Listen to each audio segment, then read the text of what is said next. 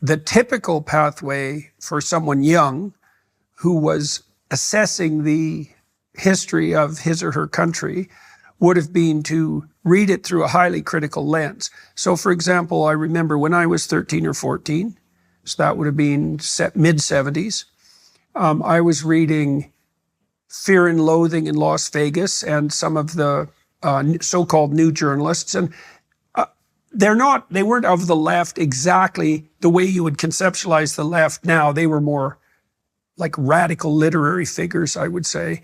But the mid-70s ethos certainly was to read history, sociology critically. And I don't mean you were being uncritical. I mean to take an anti-establishment stance. Yes. Like in the 60s, that was all, well, anti-establishment, free love, the sexual revolution is coming, everyone's going to be free. By the time the 70s came along, which was the milieu I was embedded in, all of the optimism of the 60s had pretty much vanished, but all of the cynicism 100% remained.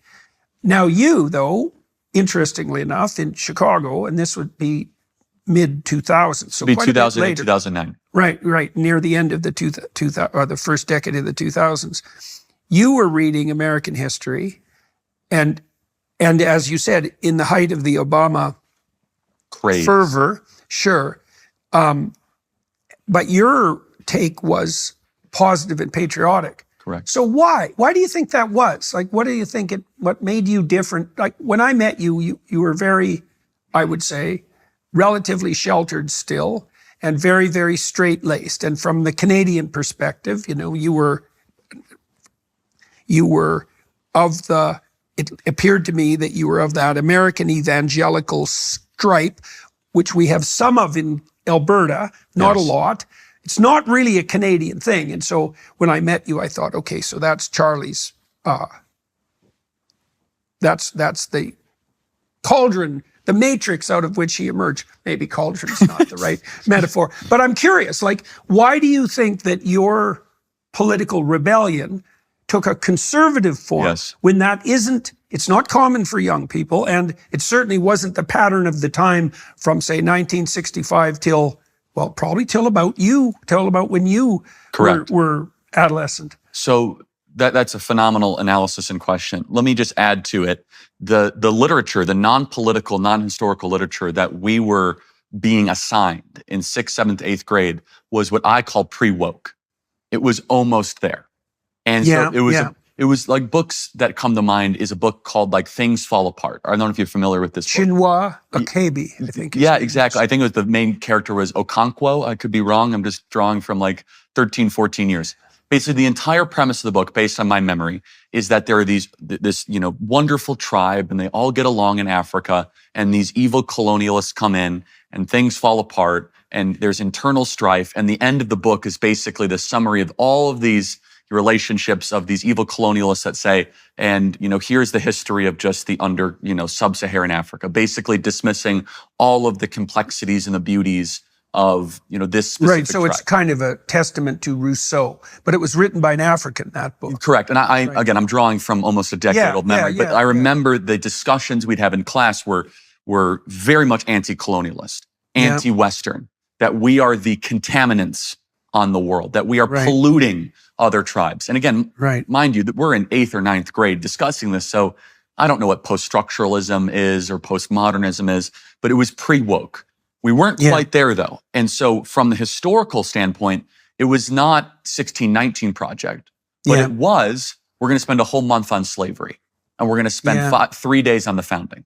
Right, and did you spend any of the time when you were studying slavery assessing the fact that the UK was the only country that's ever existed in the history of the world that spent, 2 centuries and a tremendous proportion of its treasury eradicating slavery around the world at the behest of Protestant Christians? Correct. Because that's the story. And I never remember knowing the name Wilberforce. Wilberforce, yeah. See, this is a very interesting thing. I actually didn't come across, this is so strange, but life is very strange.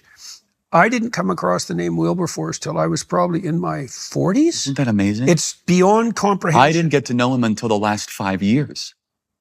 Last 5 years. Yeah. Is that right, eh? Is Even that right? Me, even is that in right? the political even in that world. milieu. I might have heard it, but not until someone looked at me seriously and said, you have to study this guy. This is a preacher. This is a man of faith that led to the abolition of slavery, probably in the entire... Under impossible conditions. Exactly. Right? He devoted his whole life to it. And the link between that and the religious ideation is rock solid. It's one-to-one. It's one-to-one, absolutely. And it's also the case that his ideas wouldn't have fallen on fertile ground, because they did relatively. Like, when you can make a radical cultural shift in one lifetime, which is no time at all historically, you know that you're at the forefront of ideas whose time has come. Yes. And that was clearly the case for Wilberforce. And he certainly is one of those people who stood up against the greedy, self-centered, and malevolent ethos of his time. But the UK swung around behind him impossibly rapidly, and then with their full might. And you know, I've learned a lot of things in the last 10 years that have shocked me so bad I don't know how to recover exactly. And one of them was that the public school system was set up by fascists on the Prussian military model. I've never been able to figure out exactly what to do with that. They were literally trying to make thoughtless worker drones. Desk workers. Yeah. That's what bureaucrat means. Yeah, well, or factory workers. Correct. That's right. And what that in itself wasn't so bad, because the country was industrializing. But right underneath that was the idea that while you were doing that, it was necessary to pretty much stamp out or fail to develop anything that would produce any kind of creative entrepreneurship. It's like, okay, that's hard to swallow. And then when I read about how the food pyramid was developed, that's just beyond comprehension. I don't know if that's the worst crime ever committed in the United States, but it's up there. And then the next mystery is Wilberforce is another mystery of that magnitude. And even you might say, particularly on the left. Correct. It's like, okay, you guys, you're for the oppressed, which I don't buy for a second, but especially because I've watched in the last 10 years the lefties sell out the poor worldwide to the climate apocalypse mongers. And that's just been a catastrophe for places like Africa, like Bagat Wade has been so, forthright in observing. But the fact that slavery and reparations, all of that, the unfair founding of the United States has been a central dogma of the radical leftists. They blame slavery on the West, and the fact that the radical types have control over the education system means that no one, even